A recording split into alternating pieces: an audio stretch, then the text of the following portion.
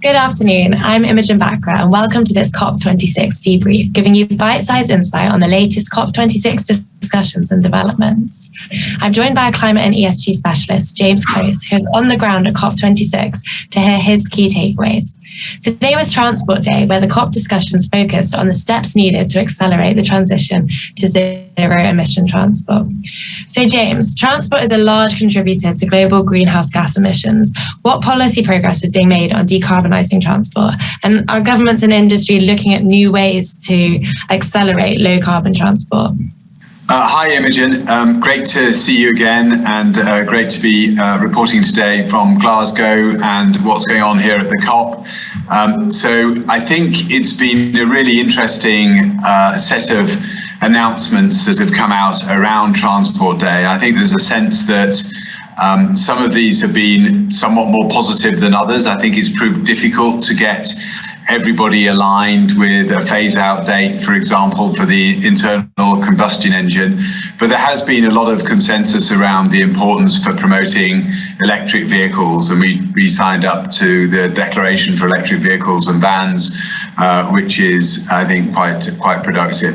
At the same time, we've seen a lot of discussion around aviation and shipping, neither of which are actually directly in the COP, but have been taken in the Paris Agreement, but they've been discussed in and around the periphery here at COP. And of course, shipping and aviation are each about 2% of emissions, and both of them need to get onto lower emission pathways. And shipping is run by the IMO, of course, and aviation by IATA. But what I think is interesting today on the aviation side is that there's a commitment to increase the amount of sustainable aviation fuel that's been made available. And I think that is a strong demand signal, and hopefully suppliers will be able to come in with much lower cost sustainable aviation fuel. But there's also a little concern that some of that aviation fuel might not be quite as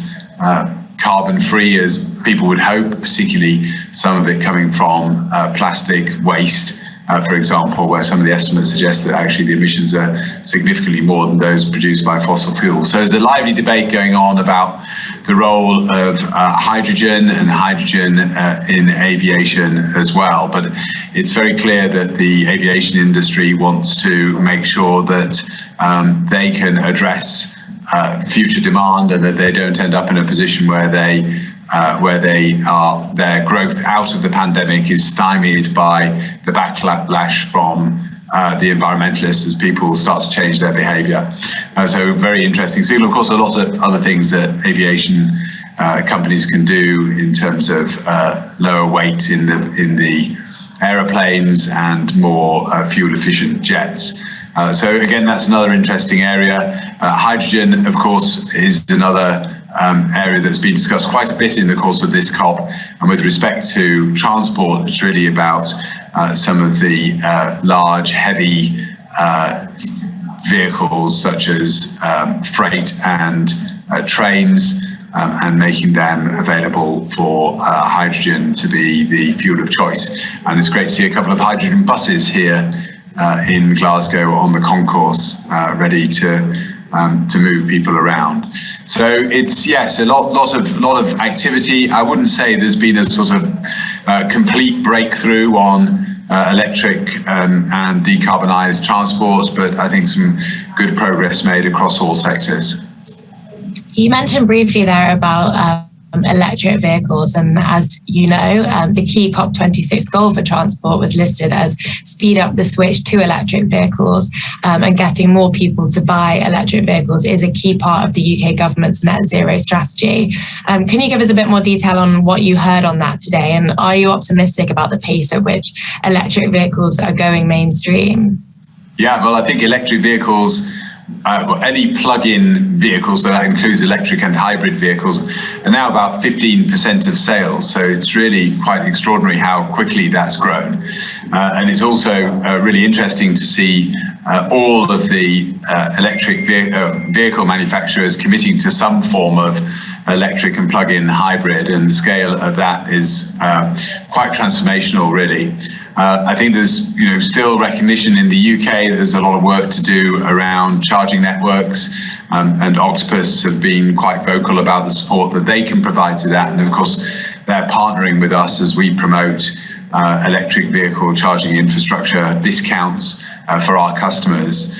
And I think, so in the UK, the policy signal has worked very well, which is to get out a fixed date for the banning of internal combustion engines.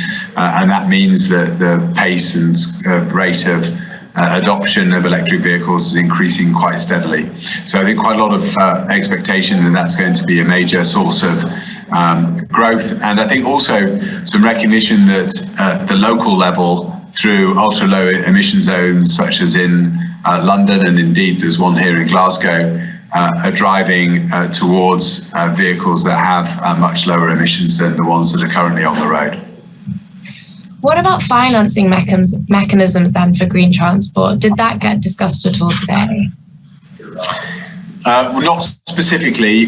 Most of the financing activity was discussed on Finance Day of Wednesday of last week. And of course, that's when the big GFANZ announcement was made. But of course, across everything, finance is central to what's being discussed. And again, I think the importance of that GFANZ announcement was to make it clear to industry and to consumers that the financing is available if the products and services can be developed and rolled out for people then to buy. And I think the challenge in many ways is to demonstrate that the average cost, capital and operating cost of an electric vehicle is actually cheaper than the equivalent in an internal combustion engine vehicle. And again, that's a role that finance can play as we switch more and more of these from direct ownership to leasing of those particular vehicles. Some interesting innovations around battery leasing, for example, and how batteries can get reused and recycled. And I think those are also helpful contributors to the scaling up of the electric vehicle industry here in the UK. Away from transport then, the other focus of the day has been on the draft agreement that will be published at the COP26 summit. What can you tell us about that? Yes, Imogen, this has been a really big deal today as Prime Minister Boris Johnson does his press conference right now. The draft text was produced at 11 minutes past 5 this morning, which suggests that negotiators were working on it overnight. And it will now be discussed for the next 2 days, and that will be the output from this particular COP. It'll be obviously consistent with the Paris Agreement, with the view to increasing the level of ambition and the rate at which countries are cutting their emissions. And I think a couple of things are really notable.